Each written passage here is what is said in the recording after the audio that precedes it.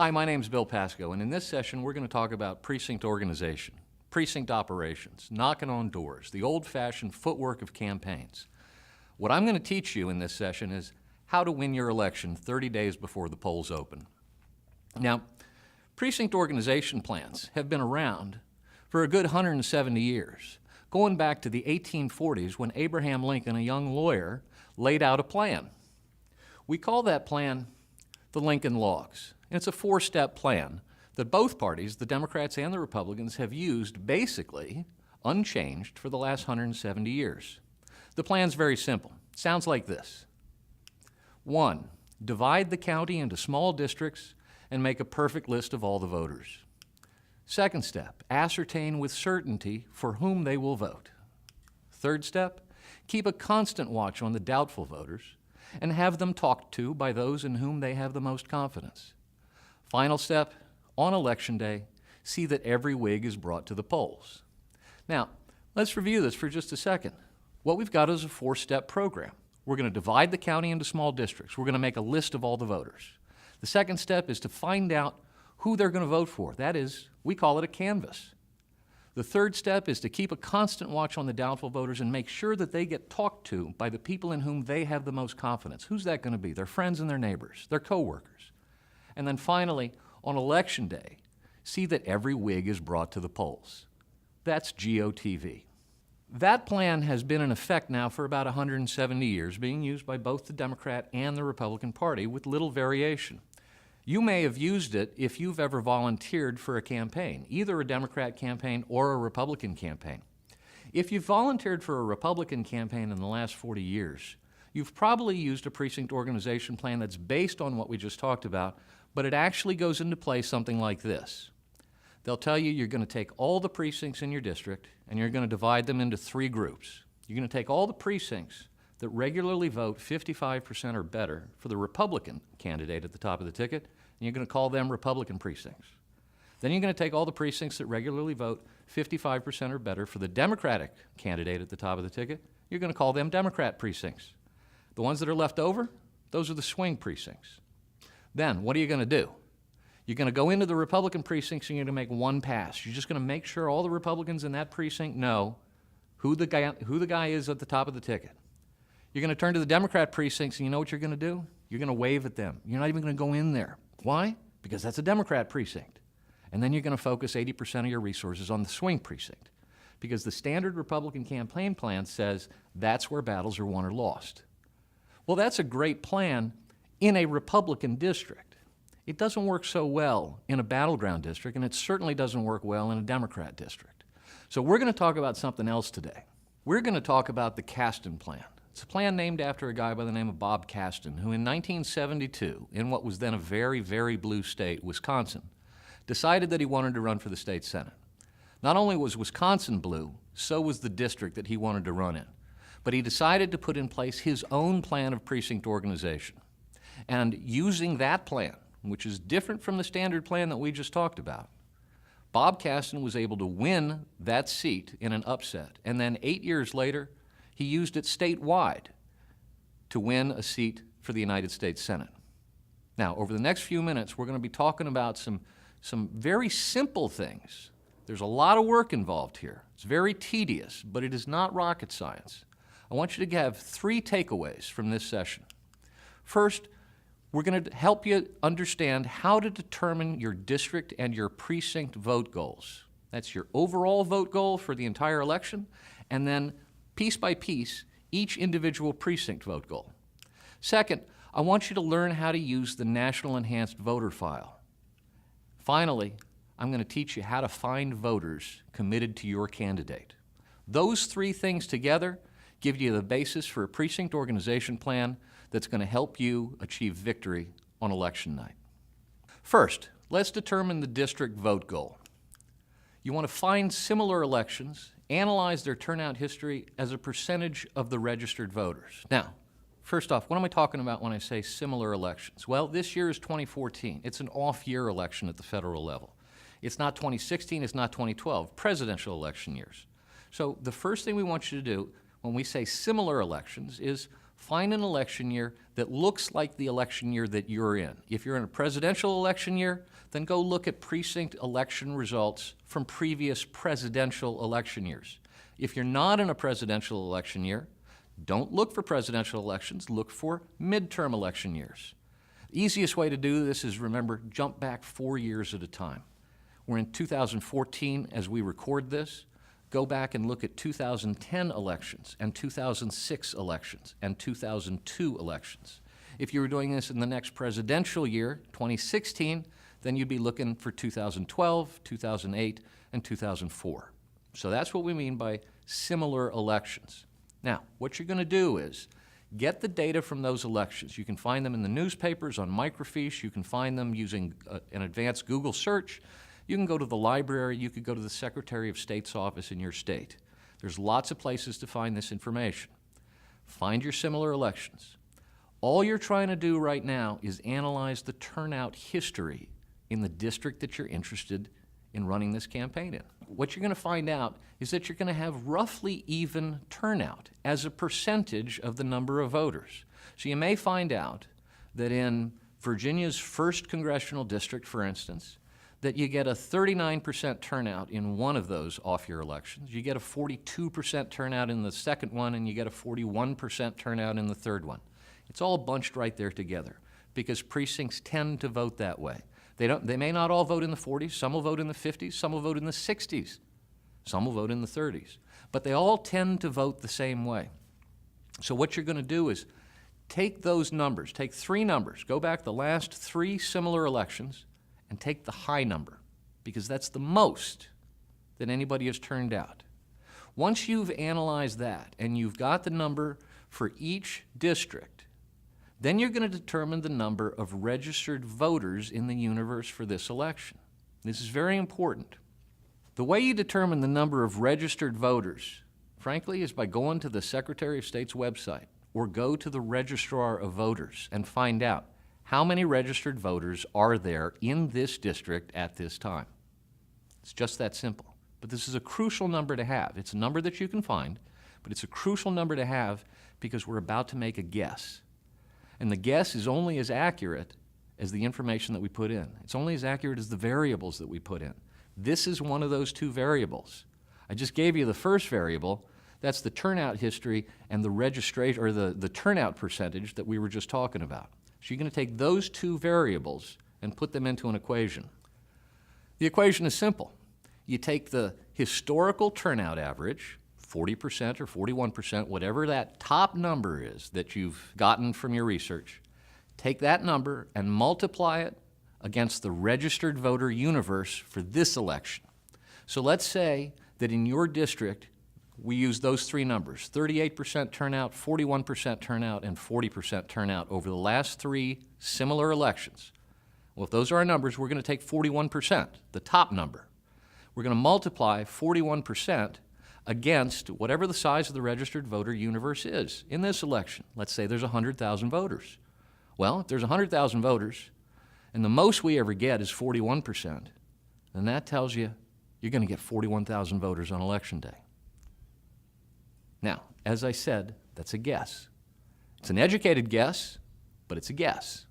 The good news is that's the only guess in the whole system. Make that guess as good as you can. And if you're ever wondering, gee, should I be higher or lower? If there's ever a question, go high. Better to overshoot than to undershoot. Now, once you've got that number and you know you're going to have, say, 41,000 voters, you're going to take that number and you're going to multiply by 0.52. 0.52 is 52%, because that's what I want you to get.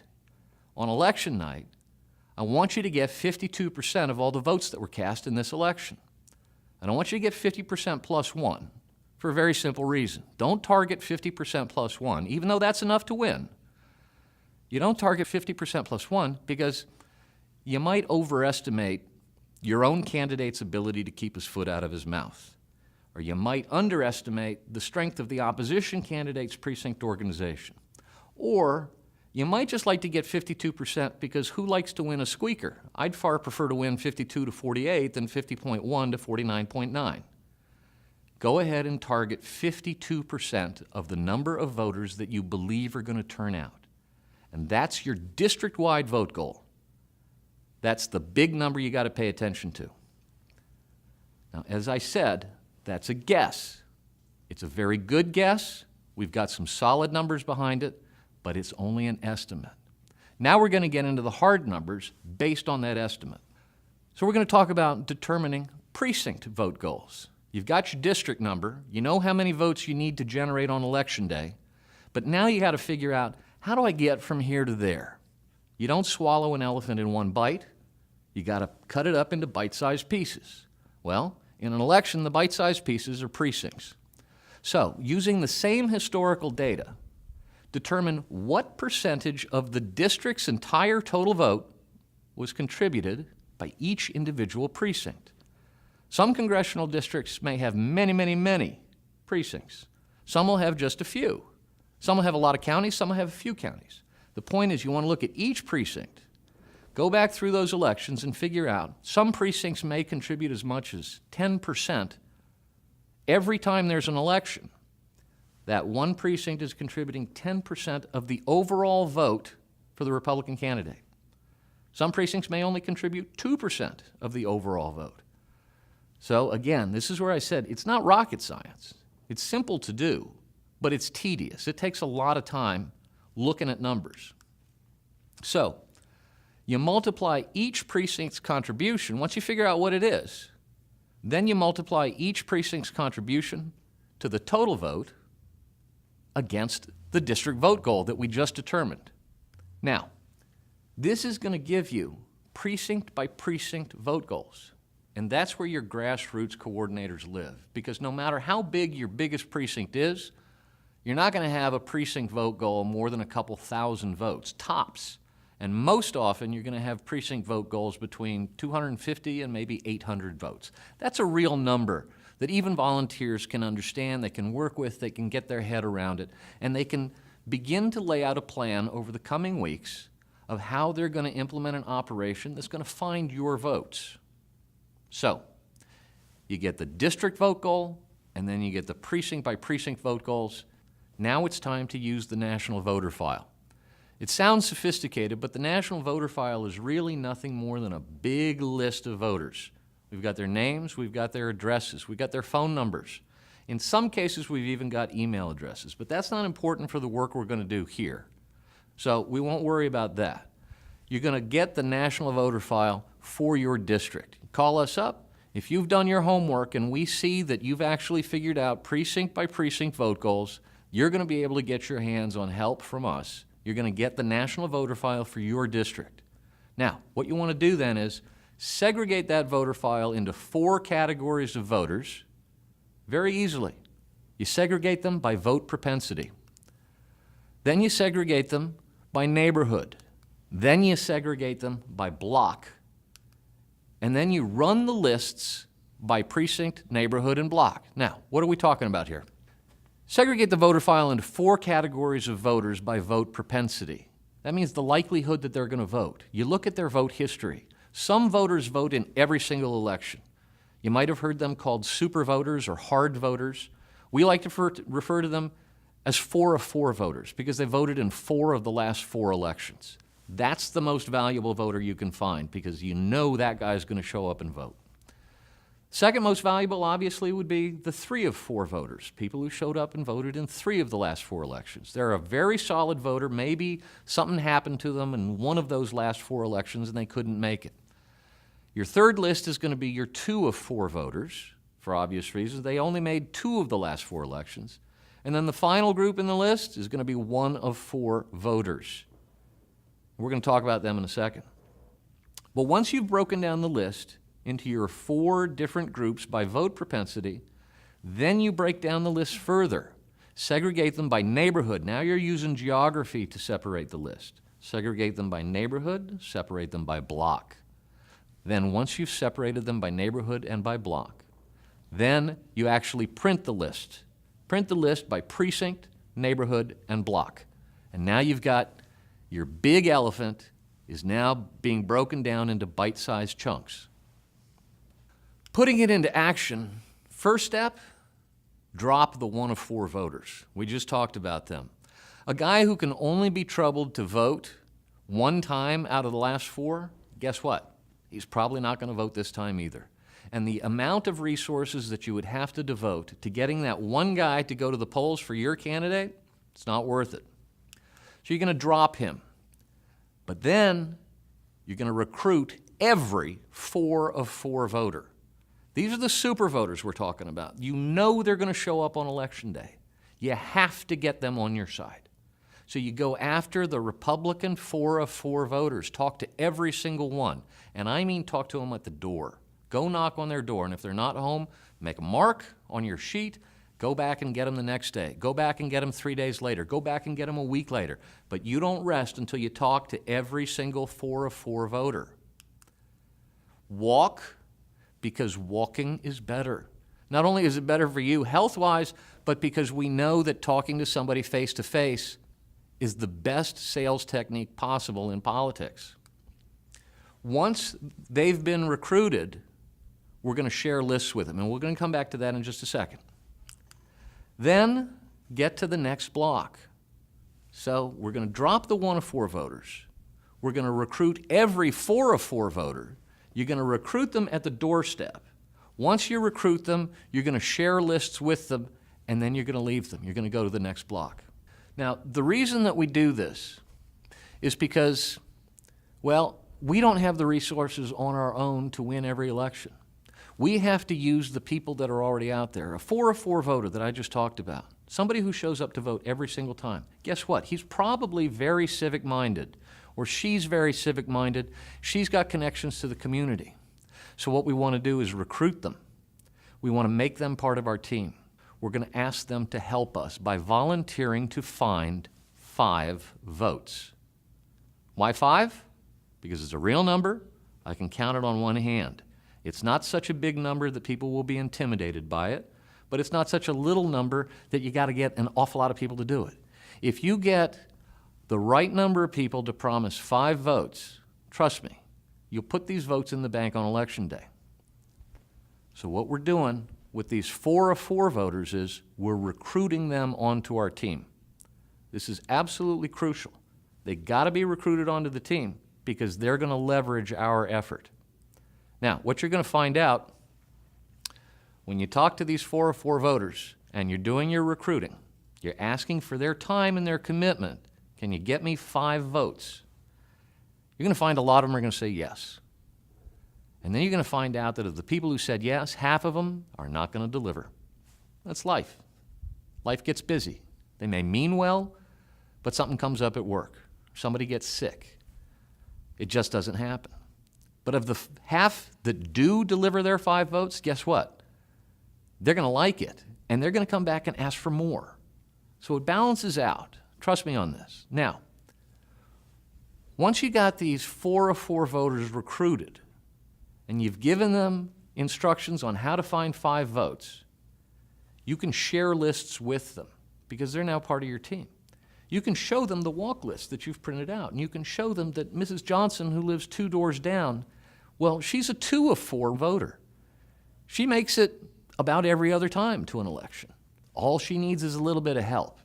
If you can point this out to these voters that you're recruiting into the organization, you'll really enhance their effectiveness. You'll make it easier for them to do their job, and you'll get better results and faster results.